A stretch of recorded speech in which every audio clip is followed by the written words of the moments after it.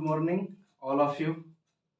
चलते हैं आज फिर से ज्योमेट्री क्लास 10th के एक बचा हुआ थ्योरम और इसके साथ 4-5 प्रश्न कराएंगे क्लास 10th के लिए। तो शुरू करते हैं। ज्योमेट्री के कौन से थ्योरम बचा हुआ है, उस थ्योरम से पहले हम आपको कुछ कहना चाहेंगे कि आंतरिक कोण समद्विभाजक और बाह्य कोण समद्विभाजक जानना बहुत महत्वपूर्ण है। तो देखिए क्या होता है इसके साथ आंतरिक समद्विभाजक और बाह्य समद्विभाजक। इसे त्रिभुज के किसी कोण का आंतरिक या बाह्य समद्विभाजक उस कोण को बनाने वाली भुजाओं के अनुपात में सम्मुख भुजा को आंतरिक या बाह्य विभाजित करता है।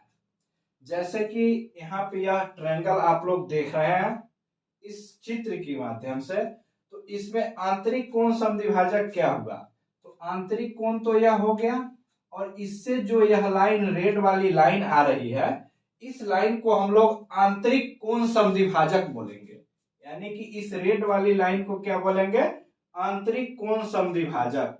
और बाह्य कोण समद्विभाजक क्या होगा, तो बाह्य कोण समद्विभाजक या डॉटेड लाइन जो आप देख रहे हैं, डॉट वाली जो लाइन को आप देख रहे हैं उसको हम लोग बोलेंगे बाह्य कोण समद्विभाजक। तो इस बाह्य कोण और आंतरिक कोण समद्विभाजक के थ्योरम को सिद्ध करने से पहले आपको दो कोण के बारे में जानना होगा। एक कोण जो इस जेड आकृति के कोण होता है, इस कोण को हम लोग बोलते हैं एकांतर कोण यानी कि अल्टरनेट एंगल। एकांतर कोण यानी कि यह कोण और यह कोण, एकांतर कोण आपस में बराबर होता है। और 9th क्लास में आपने पढ़ा होगा संगत कोण, यानी कि दो समानांतर रेखाओं को जब एक तिर्यक रेखा किसी बिंदु से होते हुए दोनों को अलग अलग बिंदु पे काटे, तो यहाँ पे जो कोण बनता है इसमें यह ऊपर वाली, इस लाइन के ऊपर वाली और इस लाइन के ऊपर वाली, इस दोनों कोण का नाम होता है संगत कोण। और संगत कोण आपस में बराबर होते हैं, एकांतर कोण भी आपस में बराबर होते हैं। तो इस दो थ्योरम के आधार पर यह पूरे आंतरिक कोण समद्विभाजक और बाह्य कोण समद्विभाजक प्रूव होता है। तो चलिए देखते हैं कैसे प्रूव किया जाएगा इसको एकांतर कोण और संगत कोण के माध्यम से। तो यहाँ पे एकांतर कोण और संगत कोण के दो तरीकाएं लगाया जाएगा कि इस त्रिभुज को किस प्रकार नचाए कि आपको दिखाई दे एकांतर कोण कहाँ है और संगत कोण कहाँ है। तो देखिएगा ध्यान से, यहाँ पे हमको सिद्ध करना है BD बटा DC, यानी कि BD बटा DC इक्वल टू AB बटा AC। AB यह साइड है और AC यह साइड है। तो इस त्रिभुज को यहां से डॉटेड लाइन लेकर के इस डॉटेड लाइन से मिलाने से आपको दिख रहा होगा कि AD समानांतर है EC के। AD समानांतर है, एकदम ध्यान से समझिएगा, कोई हड़बड़ाहट नहीं। EC के साथ AD समानांतर है, किसके साथ, EC के साथ। ध्यान से देखिएगा इस फिगर को कि AD समानांतर है EC के साथ। अब देखिए यहाँ पे कि दो एकांतर कोण जेड जैसी आकृति बन रही है कि नहीं। यहां से इसको मिटा करके आपको हम दिखाने का काम करेंगे। सबसे पहले यहाँ देखिए इस लाइन से और इस लाइन से और यह एक डॉटेड लाइन इसमें जब मिलेगा तो जेड जैसा आकृति बन रहा है कि नहीं। तो इस एंगल का हम नाम देंगे कि कौन कौन से एंगल एकांतर कोण के माध्यम से बराबर है। कौन कौन से कोण एकांतर कोण के माध्यम से बराबर है, तो एंगल ACE, एंगल ACE और एंगल CAD, एंगल और कोण CAD। यह कैसा कोण है, एकांतर कोण है। तो एकांतर कोण आपस में बराबर होता है, एकांतर कोण आपस में बराबर होता है। इस बात को आप नोट कर लीजिएगा कहीं कि एकांतर कोण आपस में बराबर होता है। एंगल ACE बराबर एंगल CAD, यानी कि यह दोनों कोण एकांतर होने के कारण बराबर है। अब हम लोग खोजेंगे संगत कोण कहाँ है। तो संगत कोण ध्यान दीजिएगा कि यह दो पैरेलल लाइन है। अगर इस पैरेलल लाइन को भी हम आगे की तरफ अगर डॉटेड से बढ़ा दें तो दो पैरेलल लाइन के एक तिर्यक रेखा काट रही है कि नहीं। जब दो पैरेलल यानी दो समांतर रेखाओं को एक तिर्यक रेखा काटे तो संगत कोण आपस में बराबर होता है। संगत कोण क्या होता है, आपस में बराबर होता है। तो आइए संगत कोण की खोज करते हैं कि संगत कोण है कहाँ। तो यह वाला एंगल आप देखेंगे, यह वाला एंगल देखेंगे और यह वाला एंगल देखेंगे। यह वाला एंगल, दोनों एंगल आपस में संगत कोण है, दोनों बराबर है। तो इस एंगल का हम लोग नामकरण करेंगे कि यह है कहाँ, DAB, एंगल DAB और एंगल CEA दे दीजिए नाम, कोई दिक्कत नहीं है, इसमें ट्रायंगल से संबंधित बातें नहीं है। तो यहाँ पे कोण CEA, इसका नाम दे दीजिए कोण CEA, यानी कि दो कोण आपस में संगत होने के कारण बराबर हुआ। तो यहाँ पे ड्यू टू कंडीशन आप लोग लिख सकते हैं, यह संगत कोण होने के कारण आपस में बराबर है। जब यह दो कोण आपस में संगत हो गया तो दोनों कोणों के सम्मुख भुजा जो होगा, इस दोनों कोणों का सम्मुख भुजा जो होगा आपस में बराबर होगा। तो यहाँ पे देखिए ध्यान से कि यह कोण और यह कोण आपस में बराबर है। तो इसके सामने का साइड क्या है, AE साइड है। क्या साइड है, AE, और इसके सामने का साइड है AC। तो यहाँ पे हम लोग लिख सकते हैं AE बराबर E और C, EC, यानी कि दो कोण और एक साइड बराबर हो गया। तो यह कोण और भुजा विधि से यह त्रिभुज सर्वांगसम हो गया। तो सर्वांगसम त्रिभुज की सभी भुजाएं का अनुपात अपने आप में बराबर होती है। तो इस त्रिभुज का यह लिख सकते हैं आप कि अतः BD बटा DC बराबर AB बटा AC प्रूव्ड हुआ, यानी कि सिद्ध हुआ। तो मात्र यह चार लाइन की कंसेप्ट के साथ आंतरिक कोण समद्विभाजक और बाह्य कोण समद्विभाजक को आप छक्का छोड़ा सकते हैं। इसके बाद में आते हैं इसके प्रश्न के ऊपर। तो इसे आप वीडियो पॉज करके आप इसे नोट डाउन करेंगे, उसके बाद में इस प्रश्न के तरफ हम लोग बढ़ेंगे कि प्रश्न क्या कह रहा है। तो चलिए इसको हम 1 मिनट में समाप्त कर देते हैं। और आप लोगों को अगर मेरा यह प्रयास अच्छा लग रहा होगा तो लाइक शेयर एंड सब्सक्राइब जरूर करेंगे। मेरे इस वीडियो को आप लोग लाइक शेयर एंड सब्सक्राइब जरूर करेंगे, क्योंकि यह मेहनत सिर्फ आप लोगों के लिए किया जा रहा है। अब इसके बाद में देखेंगे इस प्रश्न को कि प्रश्न क्या कह रहा है।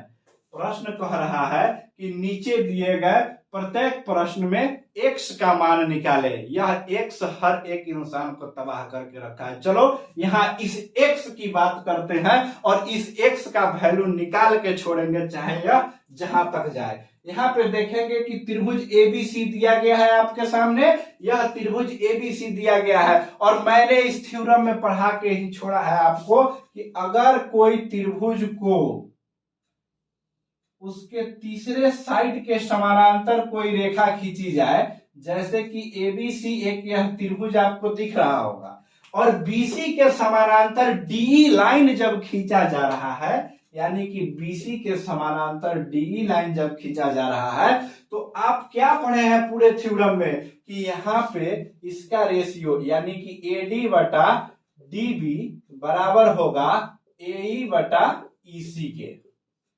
इस रेशियो को आपने पढ़ा है, और पढ़ा है तो आप ही नहीं इसका इस्तेमाल करेंगे। चलिए इसका यूज करते हैं कि होगा कहां पे क्या। तो यहाँ पे देख लीजिए कि AD के जगह पे क्या लिखा हुआ है, x लिखा हुआ है और dB के जगह पे क्या लिखा हुआ है 16 यानी कि 16 लिखा हुआ है। और आइए इधर AE के जगह पे क्या लिखा हुआ है 34 यानी कि 34 लिखा हुआ है। इसी के जगह पे क्या लिखा हुआ है 17 लिखा हुआ है। तो चलिए इसको सोल्व करते हैं कि यह इसका क्या उत्तर आएगा। अब 17 से इस 34 को आप काट सकते हैं 2 बार में, क्योंकि 17 दूना 34 क्या होता है इसका पहाड़ा 17 दूना 34, 17 दूना 34। अब इसको क्रॉस मल्टीप्लाई भी आप कर सकते हैं। चलिए x के वैल्यू x इक्वल टू 16 दूना 32, यानी कि आपका x का वैल्यू 32 आएगा। x का वैल्यू क्या आएगा 32 आएगा। इसी प्रकार दूसरे प्रश्न की बात होगी। इसमें भी देखिए यहां पे भी दिया है x प्लस 7 और 9 और 21 पूरे का वैल्यू दिया हुआ है, यानी कि इसको मिटा करके हम आपको इसी में बताएंगे कि किसका क्या वैल्यू होगा। यहाँ पे दिया हुआ है x और इसके नीचे दिया हुआ है x प्लस 7 और यहाँ पे दिया हुआ है 9 और इस पूरे साइड की लंबाई है 21। तो यहां से यहां तक 9 है, यहां से यहां तक क्या है 9 है और ये पूरा 21 है। तो इसी की लंबाई निकालने के लिए इसी बराबर 21 माइनस 9 आप करेंगे नहीं करेंगे, तो यहाँ पे इसी की लंबाई निकल के आ गया 12 यानी कि 12। अब इसी रेशियो पे जो रेशियो ऊपर आप पढ़े हैं x बटा x प्लस 7 इक्वल टू 9 बटा 12, इसी को यहाँ पे फॉलो करा दीजिए, आपका उत्तर तैयार है एकदम। यहां से 3 से इसको कट कीजिए, 3 3 जा 9 होता है, 3 4 जा 12 होता है, मल्टीप्लाई कीजिए, क्रॉस मल्टीप्लाई करेंगे तो आपकी उत्तर आने की एकदम 100% प्रबल संभावना है। ये 4x हो गया और इधर हो जाएगा 3x प्लस में 3x में अब 7 में 3 से मल्टीप्लाई कीजिएगा क्या होगा 21 हो जाएगा। तो इसको पक्षांतर कीजिएगा, यानी कि आप 4x माइनस 3x जब लिखेंगे तो यहाँ पे 21 है, तो 4x में से 3x गया तो x हो गया, x इक्वल टू 21 सेंटीमीटर, यानी कि आपका x का जहां भी वैल्यू होगा 21 यूनिट्स या सेंटीमीटर या मीटर्स कुछ भी जो दिया रहे, इसका वैल्यू हो गया 21 और 21 में 21 को ऐड करेंगे तो इसका वैल्यू हो गया 28। इसी प्रकार अब दूसरे त्रिभुज की बात होगी कि किसी त्रिभुज ABC में x और y क्रमशः AB और AC पर दो बिंदु है जो XY समानांतर है BC का, तो AX रेशियो XB 2:3 है, तो AY और YC का अनुपात क्या होगा। तो इसके अनुपात को ज्ञात करने के लिए आप जो पढ़े हैं वही पर्याप्त है, आपका जो ज्ञान है वही पर्याप्त है इन सवालों को नक्शे नाबूद करने के लिए। तो आइए इसे नक्शे नाबूद कैसे किया जाएगा। अगर मान लीजिए कि यहाँ पे कोई ट्रायंगल आपको दिया गया है जिसका नाम है ABC, जिसका नाम क्या है ABC, और BC के समानांतर XY कोई लाइन खींच दिया गया, तो यहाँ पे रेशियो क्या होगा, यहाँ पे रेशियो क्या होगा। अगर इसका रेशियो दिया है 2:3 तो भैया मेरे इसका भी रेशियो 2:3 होगा। क्यों 3 होगा, क्योंकि आपने पढ़ा है, आपने थ्योरी पढ़ा है कि AX बटा XB होगा और बराबर करेंगे तो AY बटा में YC होगा। तो यहाँ पे इसका रेशियो जब दे दिया 2:3 तो इसका भी रेशियो 2:3 ही होगा।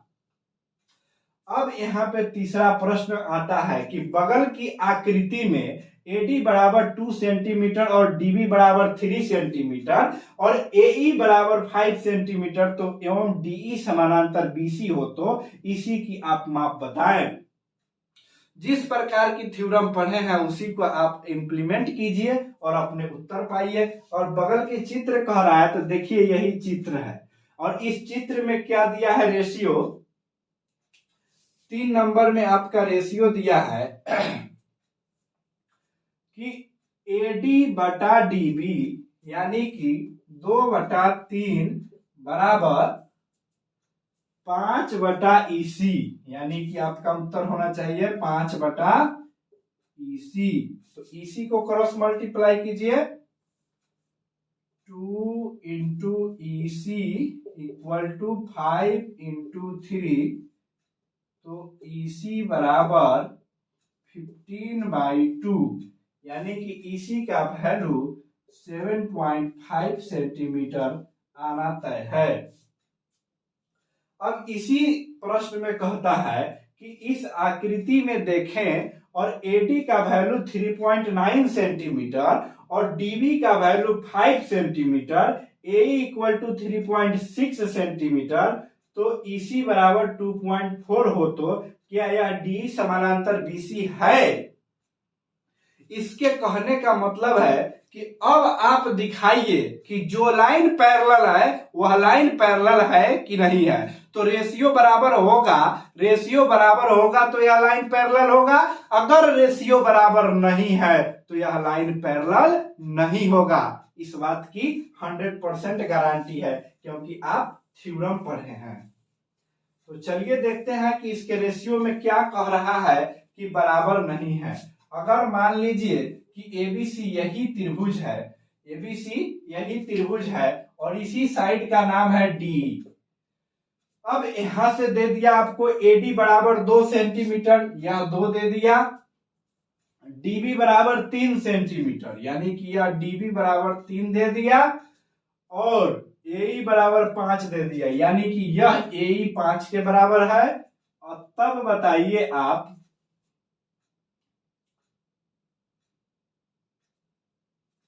कि इसका वैल्यू क्या होगा। तो इसका वैल्यू तो हम निकाल दिए हैं, लेकिन इसके बगल वाले प्रश्न के लिए क्या होगा कि यहाँ पे AD बराबर 3.9 है, AD बराबर 3.9 है और DB बराबर 5 है, तो DB बराबर 5 है, और यहाँ पे AE बराबर 3.6 है। अब इसके बाद EC बराबर 2.4 है। तो अब यह कह रहा है कि अब आप बताइए DE समानांतर BC है या नहीं है। इसके कहने का मतलब यह है, तो यह लाइन समानांतर तभी होगा जब इसका रेशियो बराबर होगा। यह लाइन तब तक समानांतर नहीं होगा जब तक कि इसका रेशियो बराबर नहीं होगा। तो इधर 3.6 बटा 2.4 है, इसको काटेंगे हम तो यहां से आ जाएगा 3/2, और यहां से तो यह कटबे नहीं करेगा, यानी कि इतना आ जाएगा। अब यह 39/50 नॉट इक्वल टू 3/2, अतः यह लाइन समानांतर नहीं है। अतः यह लाइन क्या है? समानांतर नहीं है। तो इस प्रकार आप इसको सॉल्यूशन कर सकते हैं, और बचे हुए प्रश्न को मैं नेक्स्ट वीडियो में कराऊंगा। आप लोग लाइक, शेयर एंड सब्सक्राइब अवश्य करें और अपने मित्रों को इस वीडियो को दूर दूर तक फैलाएं, ताकि मेरा भी मेहनत आप लोग के साथ सफलता की ओर बढ़े।